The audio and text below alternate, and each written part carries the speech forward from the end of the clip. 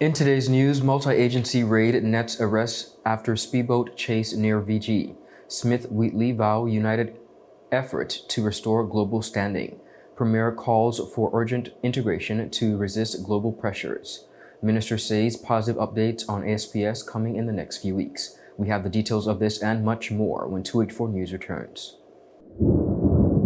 As the winds start to whisper of approaching storms, it's time to safeguard your sanctuary. Hey, have you checked your insurance policy lately? Not recently, why? It's very important to check your insurance policy before the hurricane season. That's a good idea. I'll reach out to my provider and get some information. Awesome. Come son, let's plan for emergencies together. We're gonna include your favorite comfort kit.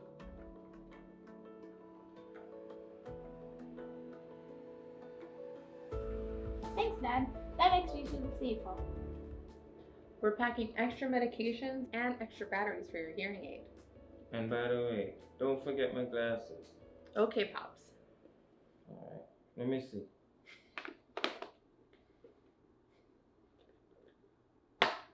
Okay.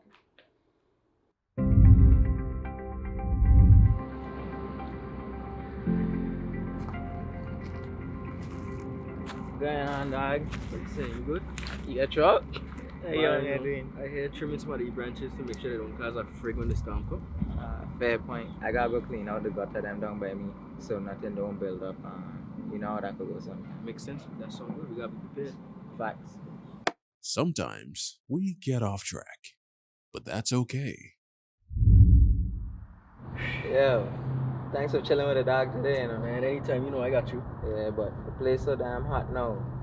And you know the old people them say when it's so hot, a storm somewhere out there coming. Listen, I rebuke that in the name of great God of the universe, okay? Let me move these stuff so they don't cause a problem.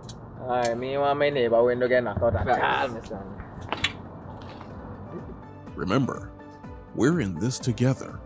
Reach out to your community, lend a hand, and shield each other from the storm's challenges. A message from the Department of Disaster Management and 284 Media. Hello everyone and welcome to this edition of 284 News. It is Thursday, June 19th, 2025. I'm Ron Grant, bringing you the very latest out of Tortola in the Virgin Islands. Thank you so much for joining us and a happy Thursday's wish to all. 7 males are in police custody following raids carried by police and other law enforcement agencies Tuesday night into Wednesday morning. A police statement says the joint marine and land-based operation took place as part of a coordinated operation involving officers and assets from the Department of Immigration, Customs, and the Royal Virgin Islands Police Force, as well as from other external law enforcement agencies. Sources say the 3 locals and 4 expatriates have been arrested for immigration and drug offenses. They were caught during a chase when their speedboat ran aground off Virgin Gorda. Sources also say a significant amount of drugs was found in the operation. The police release says this joint effort forms part of ongoing multi-agency initiatives to address cross-border criminal activity and safeguard the territory. The release further says that the investigation remains active and further information will be provided in due course. The BVI has maintained its resolve, although the FATF placed the territory on their gray list. They are down, but not out. Junior Financial Services Minister, the Honorable Lorna Smith OBE, said she was reminded by the words of Dr. Robert Matavius when he said how long they stay down will be determined by the effective resolve of the United and Joined Up Team BVI, of stakeholders, as well as to work together to rectify the deficiencies cataloged in the BVI's report. Dr. Matavius' words also said it will not be easy, but working together in a truly BVI-first, nonpartisan way is the only path forward. Minister Smith said that message rings true. The journey ahead demands unity, determination, and collective action. All of them, regulators, industry leaders, public officials, and citizens, must come together with one purpose: to strengthen our system and reclaim their standing. She said their legislative and institutional frameworks are fundamentally sound, but there are still areas where improvements is needed. That's why they have set themselves the shortest time frame possible, 2 years, to complete the necessary work and achieve delisting. Premier Wheatley stated they are confident in the robustness of their framework and the proactive steps they are taking to improve effectiveness in combating financial services crimes. The Premier said by continuously engaging with industry partners, modernizing their laws, and bolstering law enforcement, they are well positioned to addressing emerging threats and upholding their reputation as a trusted international finance center. And Minister Smith said further that the FATF has acknowledged the depth and speed of their response, noting that significant progress has been made thus far. She said as they work through the remaining items over the next 2 years, the resilience of their financial systems will ensure the Virgin Islands remains a leading international finance center. Premier Dr. the Honorable Natalia D. Wheatley has addressed the 7th sitting of the OECS Assembly meeting in St. Vincent and the Grenadines, where he endorsed the OECS Authority's regional integration process. The Assembly held under the theme Strengthening Regional Unity in a Shifting Global Order brought together parliamentarians from all OECS member states to deliberate on regional legislation and initiatives aimed at fostering greater cooperation. Premier Wheatley told the Assembly regional integration is needed now more than ever. When we listened to the Director General of the World Trade Organization, she, in expert fashion, described the global situation of which we have great vulnerabilities. And she mentioned 87% of the world outside the United States which trades with each other. And Madam Speaker, I reflected that while we have multilateral organizations founded on rules, this rule-based system that we have global actors who are acting in their own national interests, and it's naked and it's unabashed, Madam Speaker. And it is important for us to recognize that we must act in our own interests. And we have to recognize the commonality of interests around small island developing states in the OECS or otherwise. The commonality in history, the common destiny that we share, our common culture, the common threats and vulnerabilities that we all face.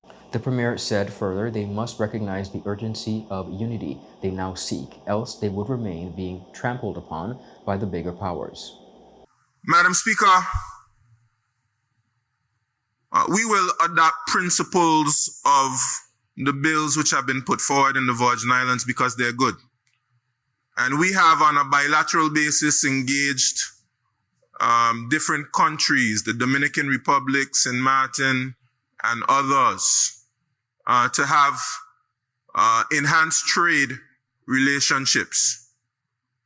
And we want also to enhance trade relationships within the OECS, and we see these bills as assisting us in doing so. We also have some level of freedom of movement of people, Madam Speaker. In the BVI, the OECS citizens perhaps make up 25% of our workforce.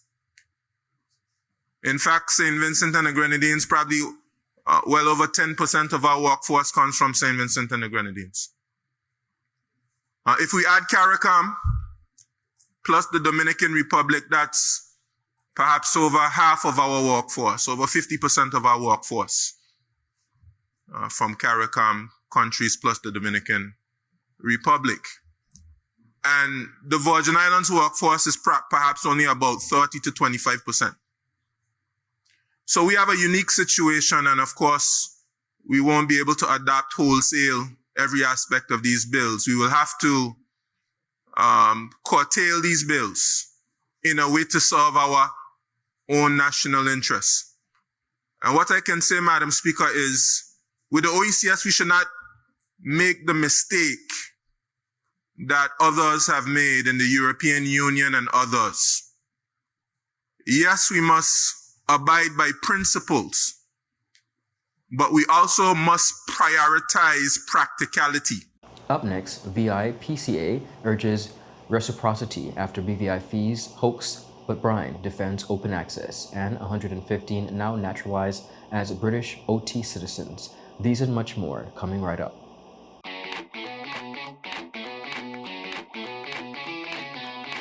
My name's Henry Bosch.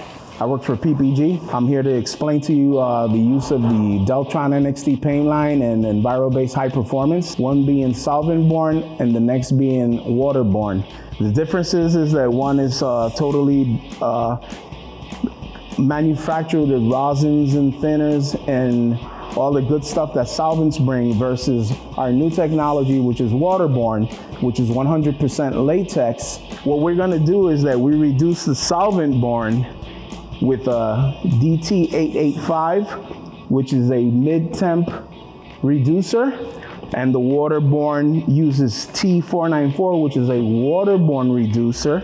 We will today be using either DCU 2042, which is a speed clear, or we will be using DCU 2021, which is a classic. We have here our equipment. We have 8-ounce measuring cups, and we also have our 32-ounce mixing cup. We will also have with us our Venturi. This is a blower for us to dry the waterborne paint, which speeds up the process.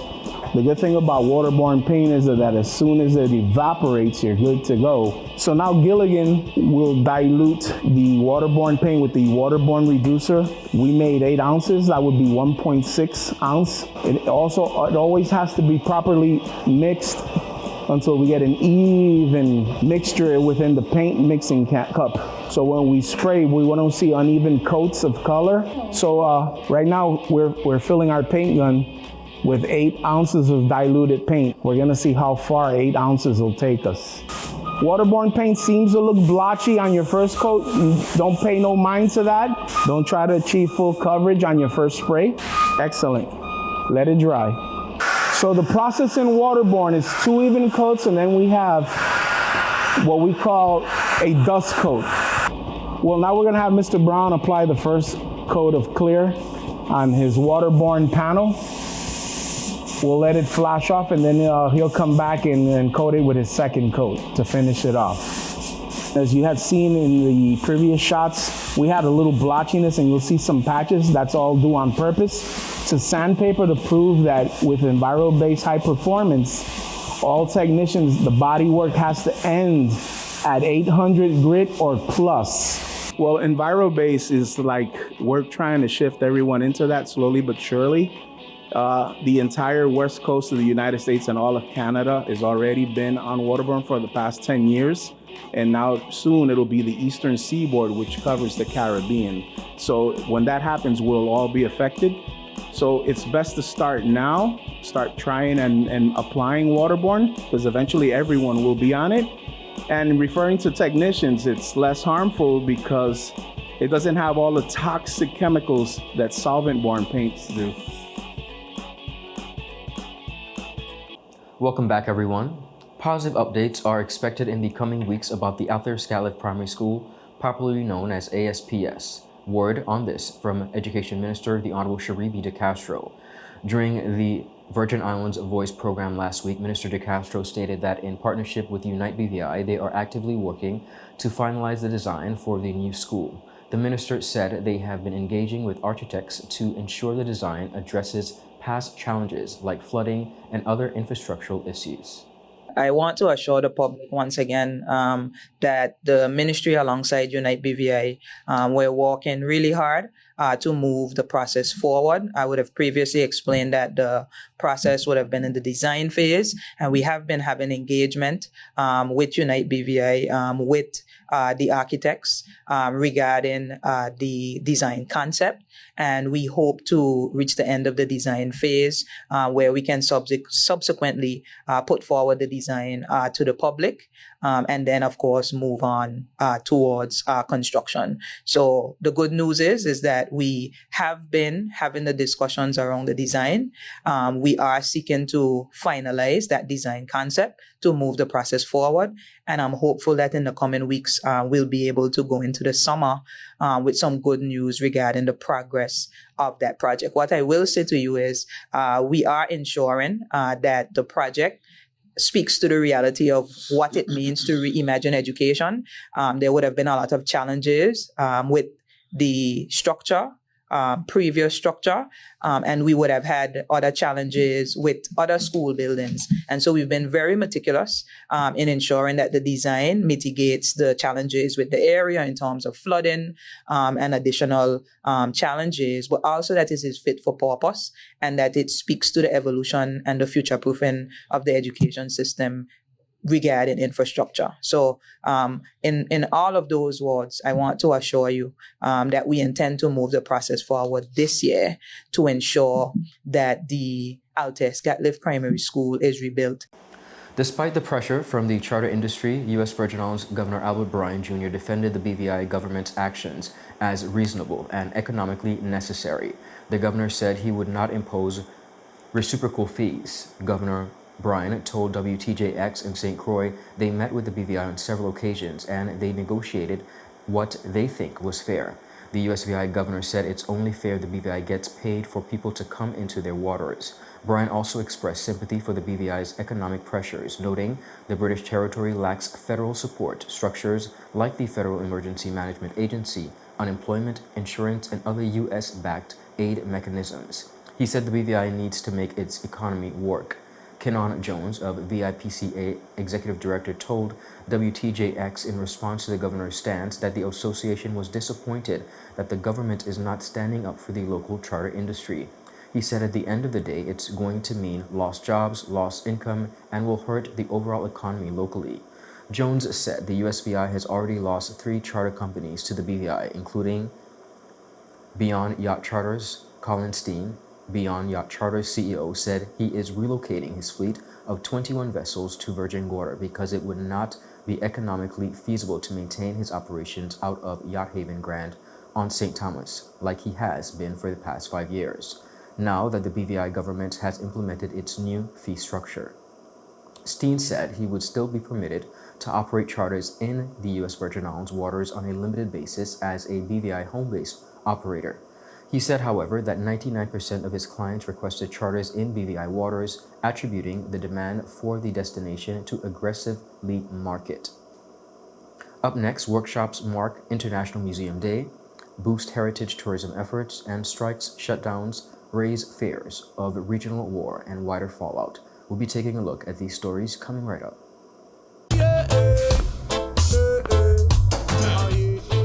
Father Jesus, that line here long like church service. Alright, do enjoy the rest of the day. Next customer line, please. Wait, hold on a second.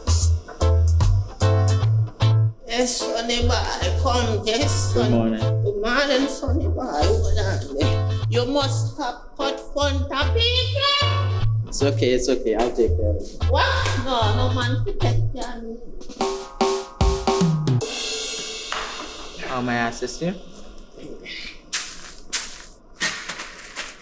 Yes. You want top of power? You want top of power? Join the prepaid party with CCT and enjoy more affordable data plans, more top-up promotions, more savings with hero bundles, and more value for your money each and every Tuesday with Top Up Turn Up Tuesday. Visit a CCT store today or anywhere CCT Top Up is sold and top up your phone. 5, 10, 15, 20, 25, 30. You want top of power?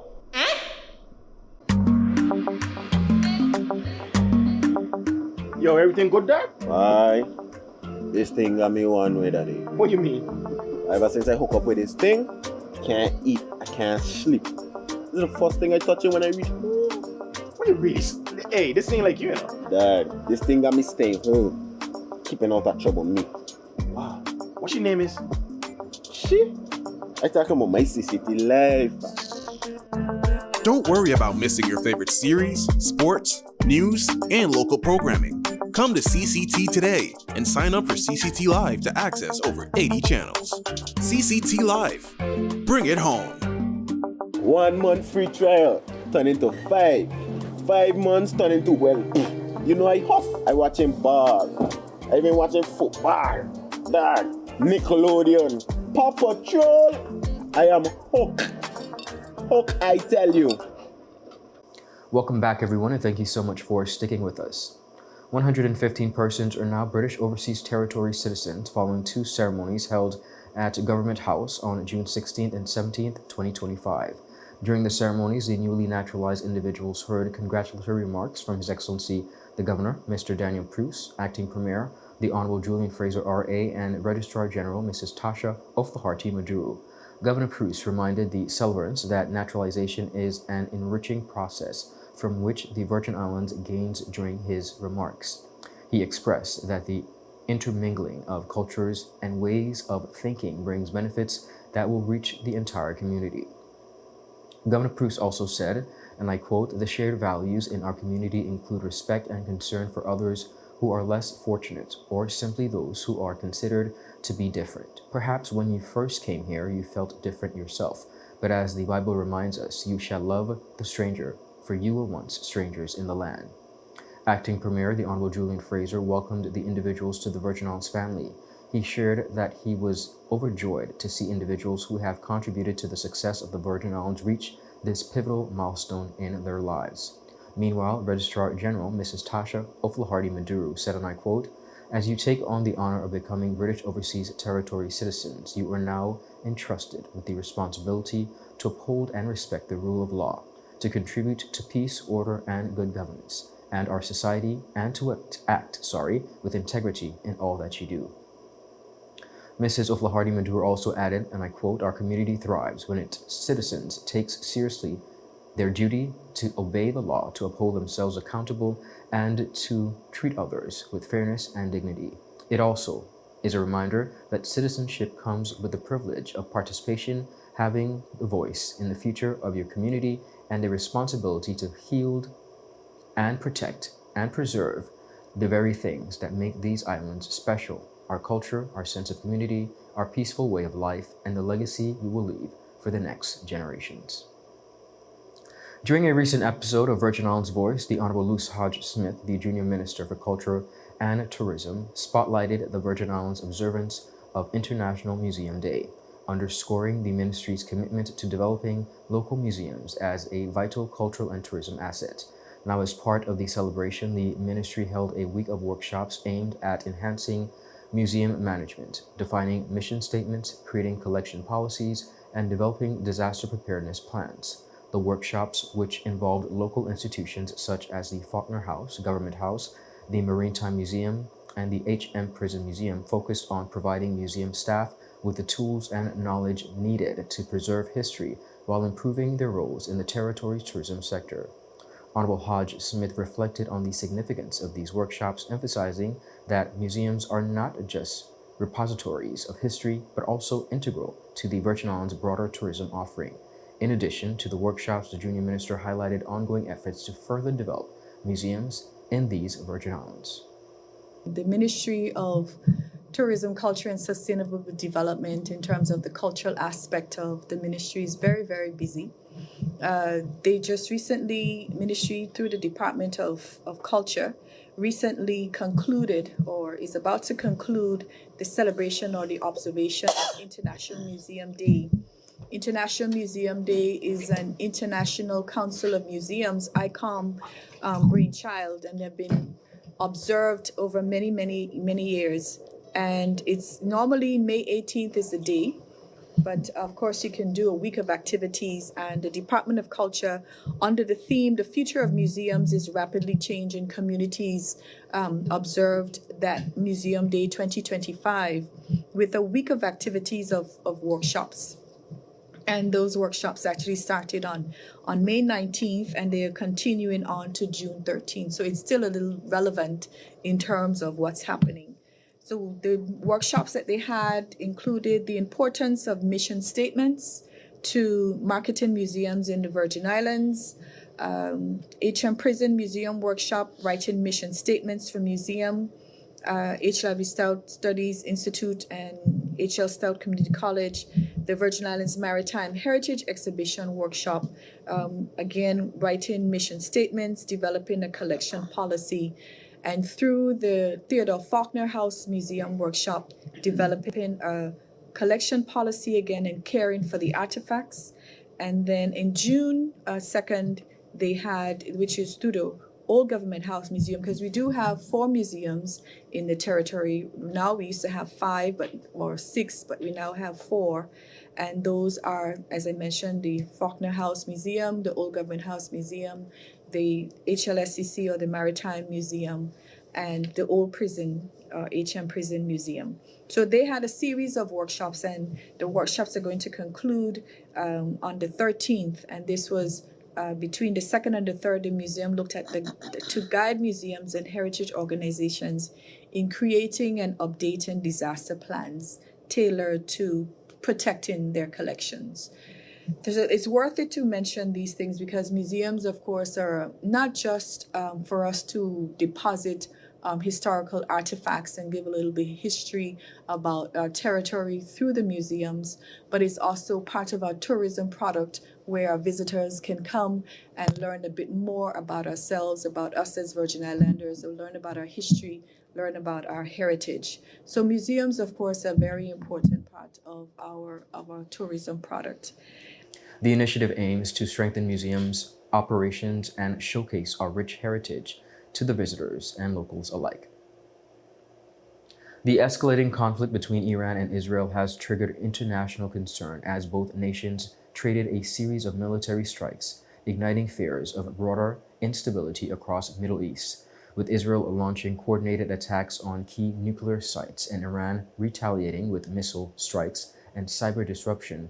Global powers are now closely watching what could become one of the most dangerous confrontations in recent years. Israeli forces targeted several of Iran's high-level nuclear and military facilities, including enrichment sites and weapons storage bases.